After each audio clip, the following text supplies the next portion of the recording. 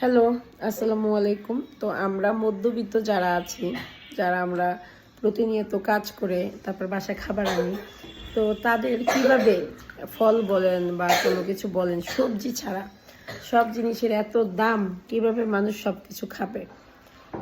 তো আজকে আমি অফিস করে যখন বাসায় আসতেছিলাম, তখন আমাদের মুরসালিন রাস্তায় কি করলো সেটাই আপনাদের সাথে আজকে আমি শেয়ার করবো।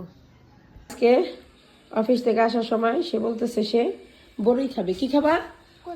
এদিক তাকাও, বলো জোরে, কি খাবা? বড়ই। এ বড়ই নেবে। তো এর কথা শুই না আমি টুকটুক করে চলে গেলাম বড়ির দোকানে, গিয়ে বড়ই দাম করলাম।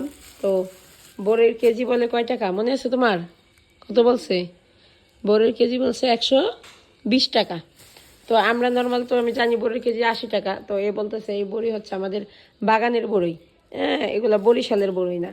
তো এই বড়ির কেজি 120 টাকা। তো যাই হোক, এখন 120 টাকা বড়ির কেজির জন্য আমি এক পা বড়ি কিনে দিলাম মুরসালিনের জন্য। প্রাইস কত নিছে? মাত্র 25 টাকা। তো যাই হোক, পরবর্তীতে আসতেছি, এখন দেখলাম যে না, মেয়েটা অসুস্থ, তো মেয়েটার জন্য কিছু কিনি। এই যে কলা কিনলাম, অনেক দিন পর মনে হয় আমরা কলা কিনলাম, সত্যি কথা। তো কলাটা কিনলাম হচ্ছে, কলাটা আপনার নিচে হচ্ছে হালি হচ্ছে 30 টাকা করে। তো এক ফেনায় কয় হালি হয়েছে কে জানে। যাই হোক, আমার টোটালে আমি দাম দিয়েছি তাকে হচ্ছে 100 টাকা। তারপর আছে যে মালটা, বললাম মালটার কেজি কত করে, সে বললো 280 টাকা।